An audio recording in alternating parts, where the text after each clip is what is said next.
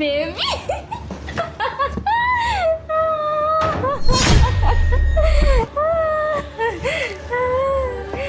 কি যে বলবো না তোমার কথা।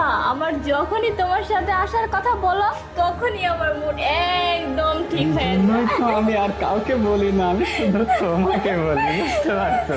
হ্যাঁ হ্যাঁ, আমিও তো জানি তুমি আমাকে একবার বললে আমার হাজার কাজ থাকলেও না আমি সব কাজ বাদ দিই, আমি শুধুমাত্র তোমার কাছে চলে আসি। আমার অন্য কোনো কাজের দরকার নাই, শুধু তোমাকেই হলে হবে। আরে তুমি কি যে বলো, তুমি অনেক রোমান্টিক, বুঝতে পারছো?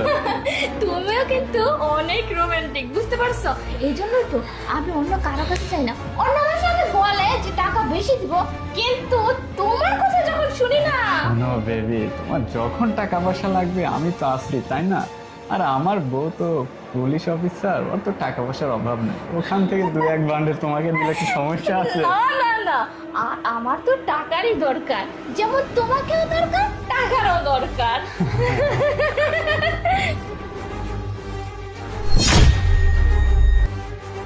আরে কি হলো? ছাড়া না, কি কি করতেছো? আরে কি করতেছি মানে, তুমি কি বলো না বলো? কিছু বলার আছে নাকি? তোমার বলা থাকলে বলো, না হলে আমি চলে যাবো। কোনো সমস্যা নেই, তুমি এমন করতেছো কেন? শোনো না, বলছি কিছুক্ষণ আগেও তো ঠিক ছিলে তুমি, আর হঠাৎ করে তুমি এমন হয়ে গেলে। আরে শোনো বেবি, আমি বলছি কি, আমার সাথে যদি তোমার কোনো জরুরি কথা থাকে তাহলে বলো, না হলে আমি চলে যাবো। আরে কি বলো, আর তুমি চলে যাবে মানে? আরে আরে এই মেয়ে, তুই তুই তুই কে? তুই রুমে ঢুকলি কখন? হ্যাঁ, তুই রুমে ঢুকলি কখন?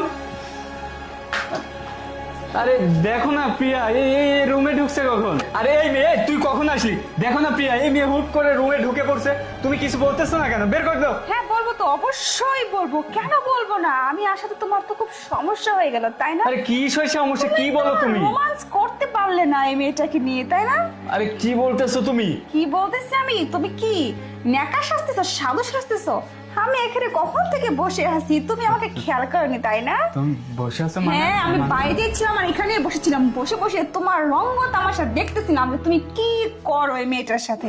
তা যা দেখতেছিলাম তাতে তো তুমি কোনো দিকে তোমার হিতাহিত জ্ঞানই নেই যে আসলে ঘরে কেউ আছে কিনা, আশেপাশে কেউ আছে কিনা।